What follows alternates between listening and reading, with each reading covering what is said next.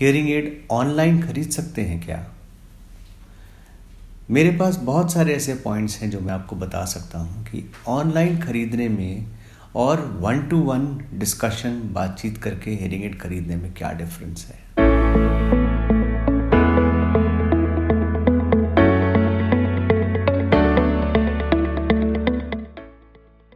नमस्कार, आज मैं आपसे इस बारे में बात करूंगा।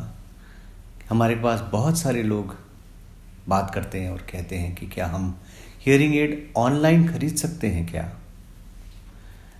मेरे पास बहुत सारे ऐसे पॉइंट्स हैं जो मैं आपको बता सकता हूं कि ऑनलाइन खरीदने में और 1-to-1 डिस्कशन बातचीत करके हियरिंग एड खरीदने में क्या डिफरेंस है। मेरे पास 7 रीजंस हैं जो मुझे ये बताते हैं कि हियरिंग एड ऑनलाइन क्यों नहीं खरीदना चाहिए। द वेरी फर्स्ट पॉइंट, जो पहली चीज़ है वो ये कि ऑनलाइन हियरिंग एड खरीदने में आपको प्रोडक्ट ज़रूर दिखाई देते हैं, लेकिन आप ये कैसे असेस करोगे कि क्या वो प्रोडक्ट आपको सूट करेगा कि नहीं।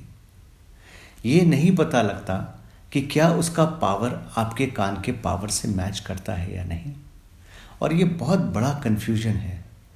ये कोई कंसल्टेंट ही आपको बता सकेगा, आपका ऑडियोलॉजिस्ट ही आपको बता सकेगा, कोई डिस्पेंसर ही आपको बता पाएगा कि आपके कान के लॉस के हिसाब से आपको क्या चीज़ सूट करेगी।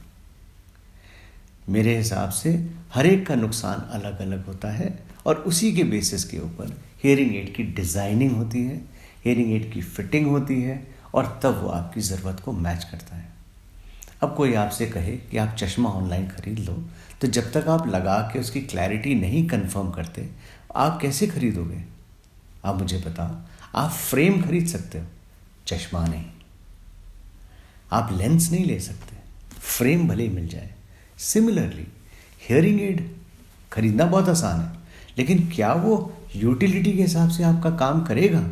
नहीं। दूसरी चीज़, हमें ये नहीं पता कि आपका हियरिंग लॉस क्यों है, कैसे है, और उसको किससे ठीक रखना चाहिए। Hearing aid is always the last answer, it is never the first. सबसे पहले ENT कंसल्टेशन ज़रूरी है। उस कंसल्टेशन के बाद आपका टेस्टिंग ज़रूरी है, which has to be done by an audiologist, और ये पता लगाना ज़रूरी है कि आपका हियरिंग लॉस अगर है तो वो किस तरीके का है और क्यों है। अगेन उस रिपोर्ट के साथ डॉक्टर का इवैल्यूएशन ज़रूरी है, और जब वो परमिट करे कि आपको हियरिंग एड की ज़रूरत है, then only you should go for a hearing aid.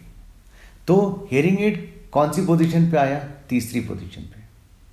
तो ये सारी चीज़ें आप ऑनलाइन फाइनलाइज नहीं कर सकते।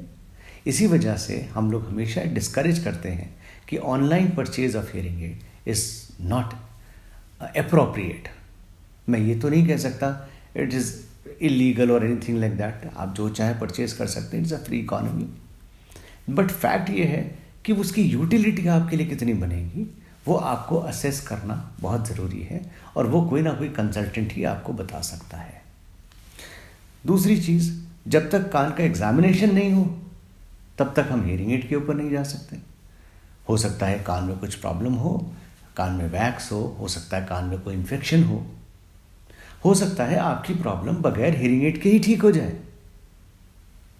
तो कम सुनने वाले को ज़रूरी नहीं है कि हियरिंग एड की ही ज़रूरत हो। इसीलिए मैं कहता हूँ पहले ENT, फिर एग्जामिनेशन, फिर हियरिंग एड। उसके बाद जो सबसे इम्पॉर्टेंट है 1-to-1। अगर हम आपके साथ बैठ के आपको हियरिंग एड की फिटिंग कर रहे हैं तो हम आपसे प्रॉपर डिस्कशन करते हैं कि हम क्या हियरिंग एड क्यों लगा रहे हैं और उससे आपको क्या बेनिफिट मिलेगा। अगर हम आपकी प्रॉब्लम को असेस करके आपको एक्सप्लेन करते हैं कि आपकी प्रॉब्लम क्या है आपकी रिपोर्ट के हिसाब से, उसी बेसिस के ऊपर हम हियरिंग एड, एक ऐसा हियरिंग एड निकालते हैं जो आपकी ज़रूरत के हिसाब से मैच करे, और तभी हम परफेक्ट हियरिंग जनरेट करते हैं। इसलिए आपका हमारे साथ होना और हमारे हियरिंग एड को आपको ट्रायल करना, ये दोनों चीज़ें बहुत इम्पॉर्टेंट हैं। और अगर आप कोई भी पेपर उठा के देखें जो डॉक्टर का प्रिस्क्रिप्शन है, उसमें हमेशा ये मेंशन होता है हियरिंग एड ट्रायल। 99% डॉक्टर्स अपने प्रिस्क्रिप्शन में ये नहीं लिखते कि पर्टिकुलर मॉडल, पर्टिकुलर प्रोडक्ट आप जाके खरीद लो।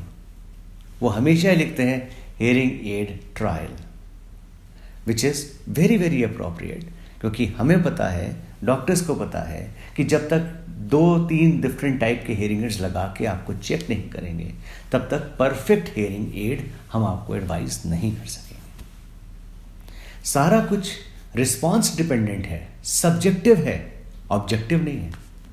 ऑब्जेक्टिव में ये हुआ कि एक नंबर मिल गया, आपने उस हिसाब से डिज़ाइनिंग करी और आपको दे दिया, आप उसको अडॉप्ट करिए, काम खत्म।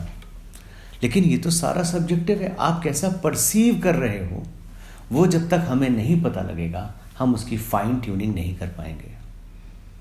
Next very important aspect is warranty.